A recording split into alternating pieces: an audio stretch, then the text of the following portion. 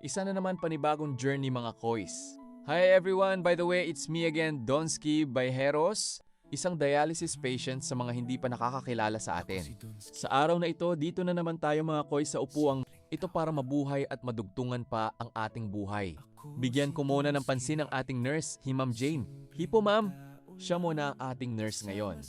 Paano makaiwas sa sakit ng bato? Ang dalawang pangunahing sanhi ng CKD sa Pilipinas ay diabetes at mataas na presyon. Kaya ito ang unang dapat kontrolin.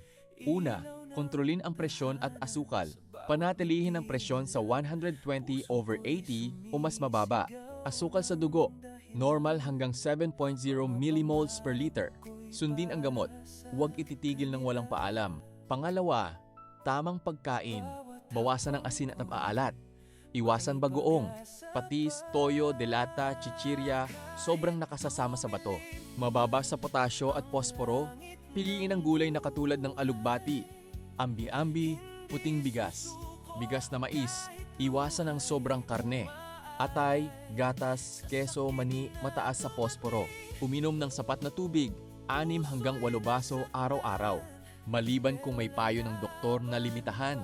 Pangatlo, iwasan ang mga nakasasama.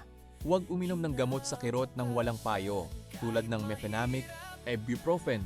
Ito ay madalas sumisira ng bato. Iwasan ang paninigarilyo at labis na alak. Magpa-check up taon-taon. Suriin ang dugo at ihi. Maagang pagtuklas. Malaking pagkakataong maiwasan ang paglala. Kung may CKD ka na at nasa dialysis, huwag lumala ang kondisyon, iwasan ang komplikasyon, at maging maayos ang pakiramdam. Una, mahigpit na pagkain. Limitahan ang tubig. Sundin ang dami na sinabi ng doktor. Sobrang tubig, pamamaga at hirap sa paghinga. Bawasan ang potasyo. O kuluan muna ang gulay. Itapon ang tubig. Iwasan ang saging, kamatis, melon, patatas. Bawasan posporo. Kontrolin ang gatas, itlog, buto-buto, processed foods. Uminom ng binder kung inireseta. Tamang dami ng protina. Sundin ng dietitian. Hindi sobra, hindi kulang. 2, sa dialysis at gamutan. Huwag lumiban sa sesyon. Karaniwang 3 beses bawat linggo, 4 na oras bawat isa.